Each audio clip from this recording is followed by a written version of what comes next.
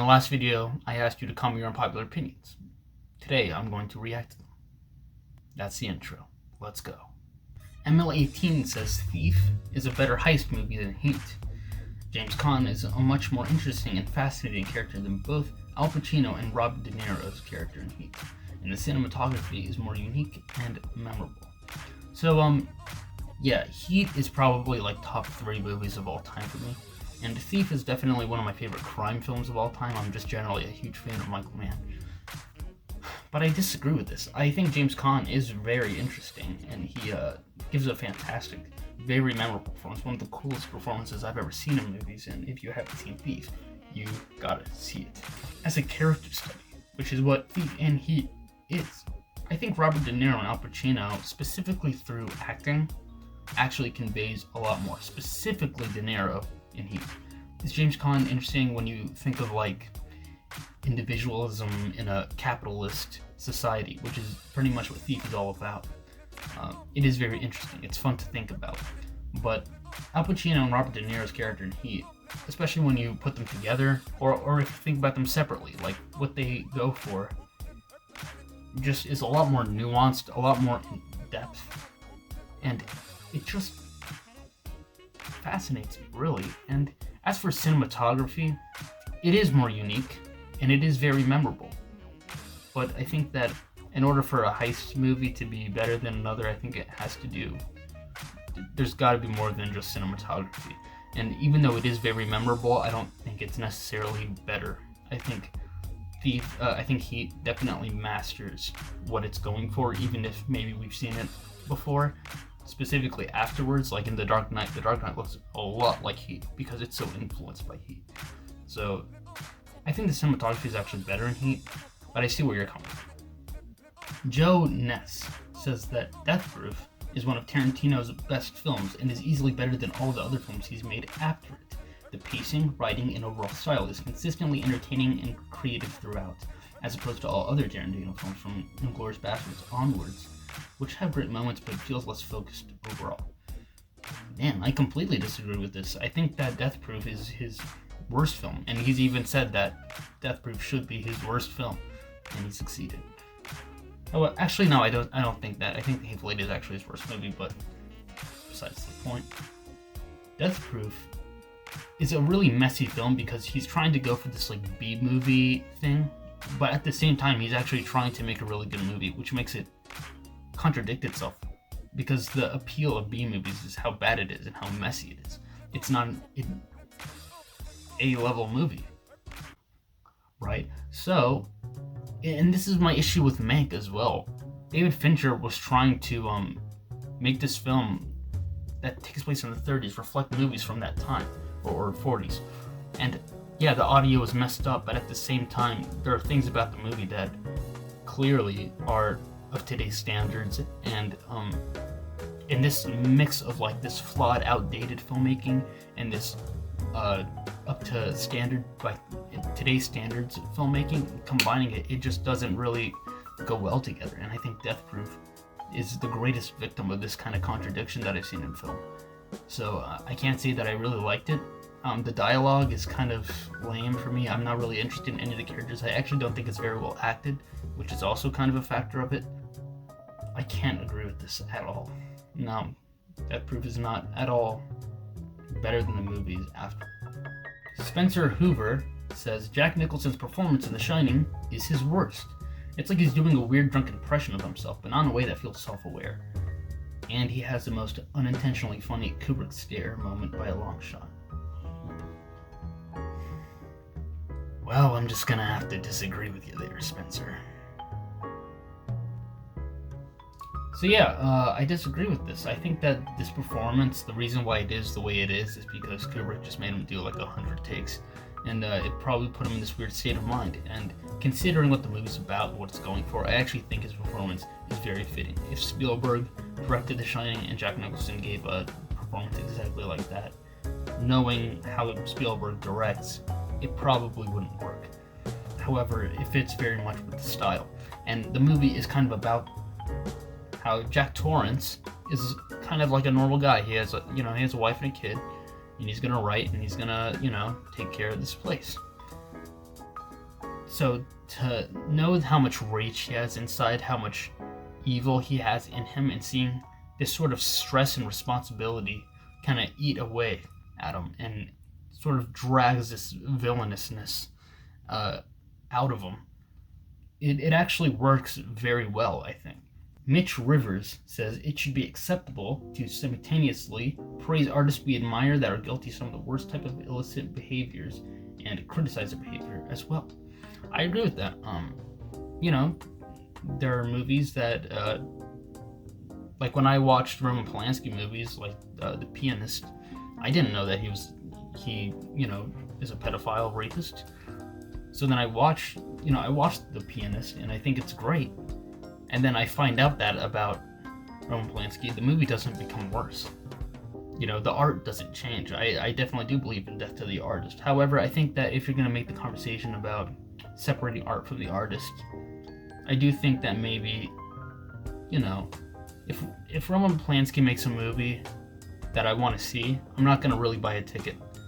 Instead, I might just go online to some weird website and watch it there. I don't really like the idea of financially supporting them. I've definitely done it in the past before, I'm sure. Streaming revenue and whatnot. I guess art doesn't become worse. And we can definitely go, Roman Polanski is a great director. Shitty person, but great director. I think he can definitely do that, but, I think there's a lot more to the separating art to the artist conversation. But I do agree with this. Chaos of the Galaxy says, I've heard too many people say The Breakfast Club is overrated for it to actually be overrated. Okay, I've heard movies that people have called overrated so many times to the point where it's not overrated anymore, like Avatar or The English Patient. But The Breakfast Club is not one of them. I've never heard anybody say The Breakfast Club is overrated. But yeah, it is just kind of like a mediocre movie. I mean, what it does is that it just gets these 5 characters that are archetypes, and then all they do is just say, hey, the bad boy, he's really just insecure. The popular girl, she's really just insecure. The nerd, he's really just insecure. The jock, he's insecure. Like, everyone's insecure. Okay, I get it. I'm a high school student, I know. Could you give me something new? Like, it's very dated. All I'll say is that the Victoria episode did it better. You know what I'm talking about. Here I am, once again, feeling lost, but now and then, I'm breathing in to let it go, and it comes up when you want to. Michael Scarn says, Edgar Wright films do not really succeed at being comedies. I feel that people only say his movies are hilarious because of his stylistic choices and more attention to detail than the average comedy, which is much funnier. I still think he makes great films, but the comedy is probably one of his weaker aspects. Now, I would agree with this. Now, I think that, and this definitely applies to me because I do think his comedy is quite creative and smart, but it's one of those things where I'll laugh because I get it, what he's going for, and it's like I'll give him, it's like I'm clapping, but in the form of a laugh, but it's not like a genuine, I think you guys know what I'm talking about. Like, you get it, and it's like, okay, that's great. You get a laugh because that's what you aim for, so I'll do it. But I don't actually think it's funny. My favorite films of his are probably Shaun of the Dead and Baby Driver, and that's because it succeeds the most at the other things besides comedy. Though I do think those movies do have its funny moments. But then there are movies like Hot Fuzz, and then there are movies like Scott Pilgrim, where it relies a lot more on comedy than most of his other movies, and for that reason, I just do not think it's that funny. So I do think he is a great filmmaker, but his comedy just doesn't really do it for me most of the time. I would agree with this, Michael. Waffle says, the film from 1896 is the best Criterion release. Waffle, I said unpopular opinions. Come on, get with the program. You're better than this, Waffle. A Hatchet Job says, Good Will Hunting isn't well written or intelligent. It's a perfect example of a movie that's entire purpose is to make stupid people feel smart.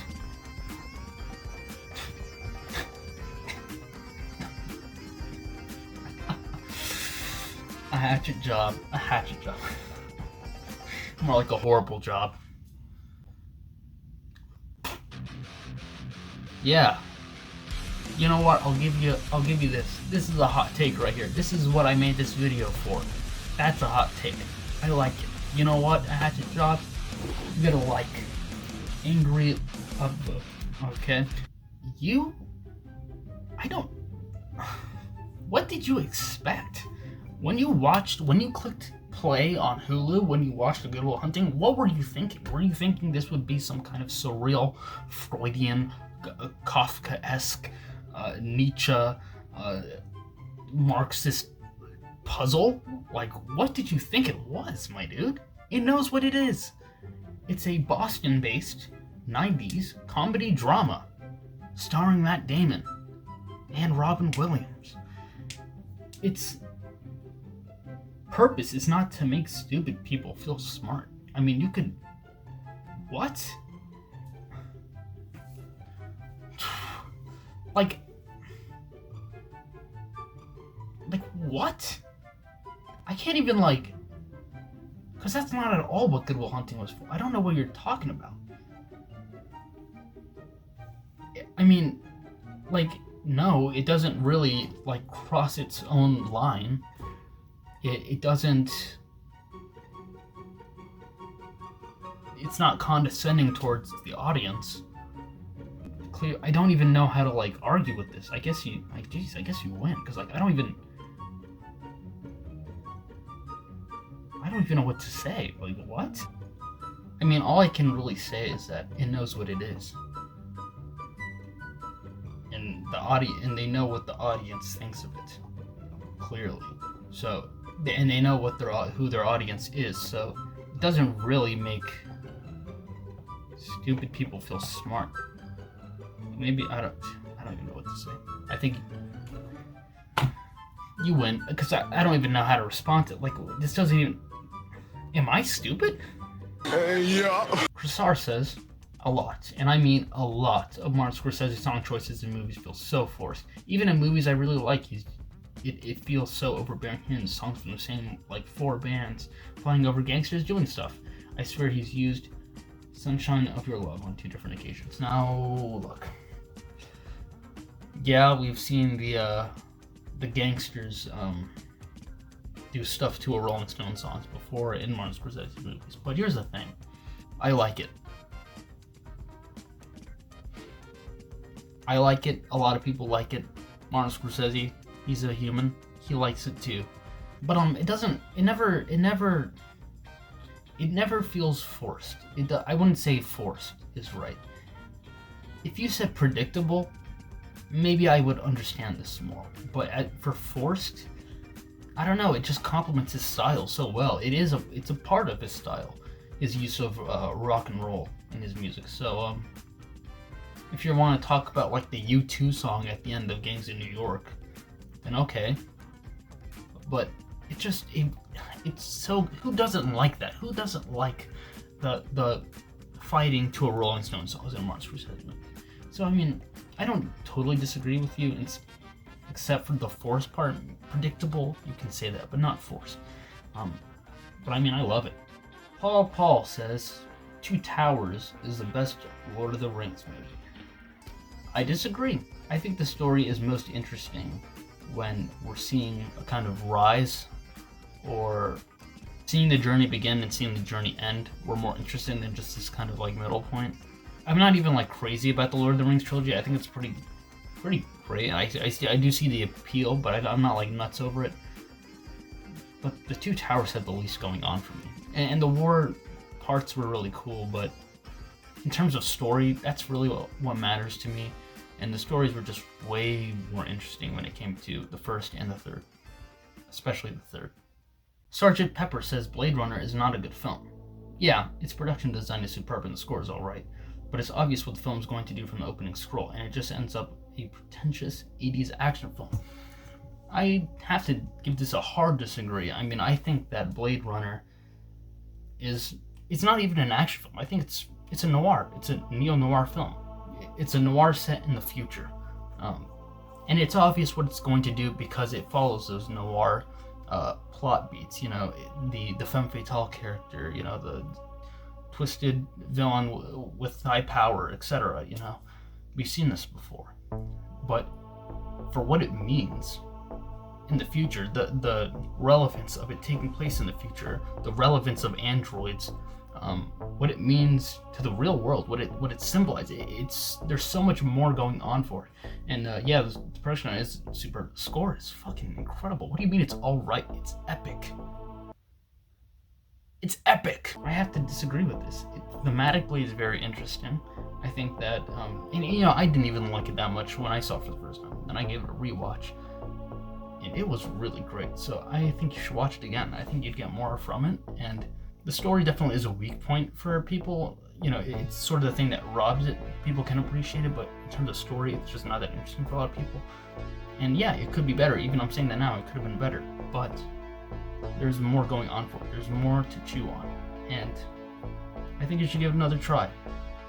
Jarl Trippin says Christopher Nolan needs to take a filmmaking class. He clearly has some talent, but all of his films seem clunky as fuck in every way imaginable, from the dialogue to the characters to the cinematography. Also, The Prestige is one of the dumbest films I've ever seen. Now, I'm not including you with this, Jarl Trippin, considering you said all of his films and you included The Prestige specifically. It's kind of weird seeing this random wave of hate that Christopher Nolan has seemed to have gotten after Tenet. I feel like before Tenet, everyone was just wondering, will he ever make a bad movie? He's one of the few filmmakers with a perfect filmography, and I never really completely bought into that. I definitely did think he was great, but yeah, he definitely does have some issues, and Tenet is definitely an exaggeration of everything that he does. His entire style just kind of blown out of proportion, just a bloated version of himself. But I think that people have their opinion of Christopher Nolan skewed now due to not only Tenet, but kind of people online. And I don't think he should take a filmmaking class. He should teach them. He should teach filmmaking classes. Yeah, he missed. He missed with Tenet. It was a big miss. It was a disappointing miss. But the last movie he made was Dunkirk. And yeah, Interstellar wasn't great. The Dark Knight wasn't great. The Dark Knight Rises, but this man made Inception. He made Dark Knight. He made The Prestige, which I think is very good. So let's chill out with Christopher Nolan for a little bit, okay? Gordon McKnight says, Schindler's List is a bad movie that only gets worse with age. It portrays the Holocaust in literally the most black and white way, and with Ralph Fiennes' character, Ralph Fiennes, playing a character that is less developed than most Disney villains. It's really just 3+ hours of Holocaust equals bad. So I don't really agree with that. I don't really understand how it gets worse with age. Yeah, the Holocaust was bad. It was very bad, and I don't think Ralph Fiennes his character was poorly developed. I think it was actually pretty well developed. It was developed enough. I think that if you're depicting a Nazi, you can explore the character while making him more evil. Exploring a character, developing a character, doesn't necessarily mean make them relatable or understand them. You don't have to do that, but through his actions, through his interactions with other characters, specifically Oskar Schindler, there's more. The more you learn about him, the worse he actually gets, which I love. I love that.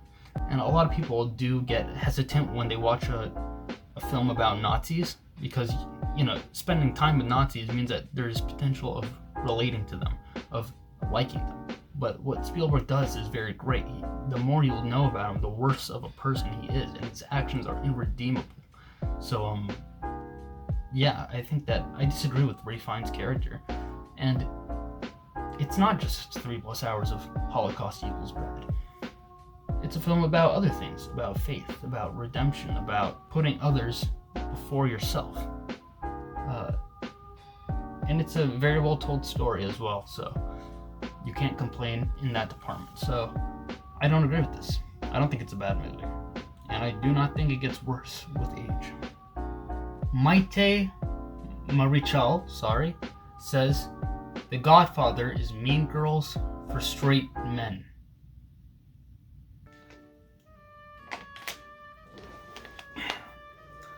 Now I'm I stopped talking to my loser friends. Started talking to the popular girls. I didn't do no homework. I didn't do no studying because I was too busy talking to boys and going to parties. And now I sit with all this popularity wondering, was all of this worth it? Men and children don't gotta worry about popularity, but not women. Not women.